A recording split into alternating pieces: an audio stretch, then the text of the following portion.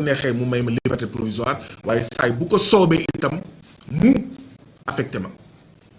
donc affectation déportation bi c'est un instrument entre les mains du président Macky Sall pour me combattre de manière citoyenne, pour me combattre de manière politique dama jël dogal ne dootuma ko may jéego bu njëkk bi mooy damay suspendre sama participation ci fonction publique bëgguma woon tardé ce matin moo tax j'ai pas eu le temps de passer au ministère pour déposer ma demande de mise en disponibilité demande la de mais man saraxuma ñaanuma naa déposer sama demande bu conférence de presse bi jeexee balaa maa ñëw ci conférence de presse bi laa ko waroon déposer mais embouteillage ak yooyu ma ragal ne tey sama demande de mise en disponibilité pour une période de 3 ans et débat wu ma si ak Macky Sall c'est à prendre mais ce n'est pas à laisser négocier wu ma saraxuwu ma daf may jox sama disponibilité bu ma ko joxulee lu ko neex na def mais dootuma nanguti comme dañoo nekk ci xeex Sénégal nekk ab nen moom Macky Sall ak ñi mu àndal bëgg a omelette nen bi lekk ko ñun ñu bañ mu omelette nen bi waaw ndaxte dañoo jàpp ne Sénégal mën na nekk cuuc mën na gën a rëy mën na mag mën na nen ay nen ngir njëriñu askan wi comme ci xeex boobu la ñu nekk ak Macky Sall mu jaral ko nag lu nekk man dootuma nanguti ma nekk jumtuwaay entre ses mains tey mu yóbbu ma Ranérou Ferlo suba mu yóbbu ma Parcelles Assainies gannaaw suba mu yóbbu ma Mbour du ma ko nangu tey du ma ko nangu ëllëg autrement dit ça n'a absolument rien à voir avec Kédougou tey jii nii bu ma indilee notifié ma ne ma affecté naa la en face siège u FRAPP du ma dem fenn damay déposer sama demande de mise en disponibilité et ce n'est pas négociable ci demande de disponibilité bi naa leen wax ne c'est à compter de tel jour et ce n'est pas négociable jour boobu bu jotee man jël naa sama disponibilité ñu jox ma këyit am déet parce que nag ça suffit dans ce pays-là waaw un peuple un but une fois la ñu wax mais waxuñu nga nekk président nga foog ne da ngaa donnu réew mi di def lu la neex sama résistance naa ko yóbbu ba foofu dans les heures à venir naa leen wax à compter de kañ laa bind ci lettre bi mais du yàgg parce que nag saa yi bu ma bëggee jàpp ñu jël oto jëlee ma Kunkaane yóbbu ma Tamba yóbbu ma xaw ma fan yóbbu ma Kaffrine et cetera donc une simple lettre boo xam ne ñaari ministre ñoo koy xool ministre de la santé ak ministre de la fonction publique loolu soxlawul ay weer soxlawul ay semaines donc je refuse à partir d'aujourd'hui d'être un jouet entre les mains du président néocolonial Macky Sall boo xam ne ndeysaan amul doole devant Alstom waaw mu ngi yambar ba dee devant Eiffage amul fulla ak fayda devant l'Union européenne di jaay suñu géej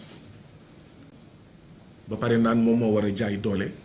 ak les Sénégalais yi nga xam ne ils n'ont commis qu'un seul crime celui de dire que déet rongañu baa doole di siim cere buur dafa doy rongañu askanu Sénégal di siim cerewu say directeur say ministre ak yow dafa doy askanu Sénégal di bëy yow Macky Sall ak say baboun ngeen di dundee dafa doy c'est le seul crime qu'on a commis loolu nag am na loo xam ne man dootuma ko nangooti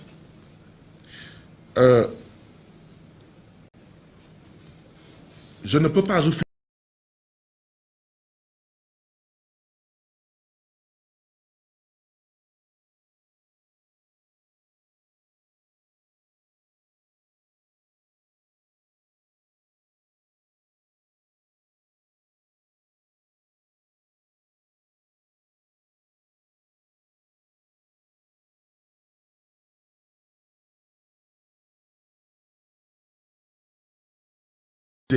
d'aller à Kédougou mënuma bañ dem Kédougou parce que jotuma note d'affectation bu may yóbbu Kédougou mënuma nangu dem Kédougou parce que jotuma note d'affectation bu may yóbbu Kédougou mun na am bu ma daanelee wax ji fii di ngeen ma laaj da ngay dem doo dem mais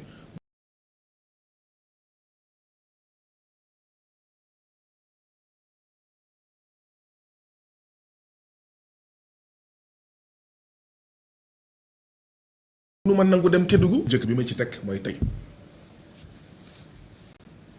conférence de presse bi ñaareelu jéego bi mooy tey balaay 17h ma déposer sama demande ba pare wax leen ne je veux ma disponibilité à compter de date sangam et ce n'est pas négociable date boobu bu jeexee état du Sénégal bu ma versé tali benn payoor parce que peut-être la précision à faire c'est que boo jëlee disponibilité fonction publique amatoo salaire dama ne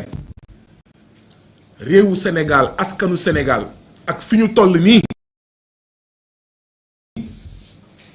ngir Sénégal ak Afrique moom boppam jaral na ma toog bañ a am payooru état du Sénégal foofu laa toll tey disponibilité boo ko jëlee amatoo payoor aw ma nag beneen liggéey waaw yàgg naa leen wax ne mais payoor di tiit naan di nga ñàkk payoor yàgg naa wax ne Sénégal tant que ñun askanu Sénégal pare wuñu pour ñàkk dara ngir Sénégal nekk leneen duñu am dara ñun ñëpp nag di si seet naan xale doom yi mais xale yi da ngeen di yóbbu hôpital ñu dee foofu te du mujj fenn xale yi dañuy jàng ba ne ar ba yëy seen diplôme sangoo ko lekk ko naan ko ñuy chômer jël gaal gi ñu dee ca gaal gi non seetal ci xale yi mais xale yaa ngi dee seetal si jigéen ñi seetal ci sa jabar mais jigéen ñi yaa ngi wasin di dee ñu ngi ëmb di dee seetal ci mais liggéeykat yi sonn nañu tàyyi nañu béykat yi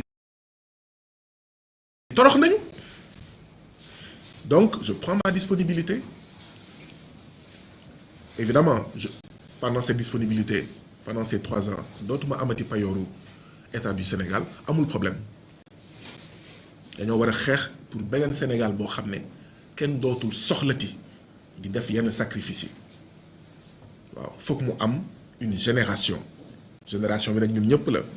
du Guy Marius Sagna du waa FRAPP foog mu am cim réew ci évolution réew ci doxalinu réew foog mu am à un moment donné mu am ñuy dund Sénégal date sangam jamono sangam yu ne ah non tey la tey le Sénégal ne peut plus marcher comme ça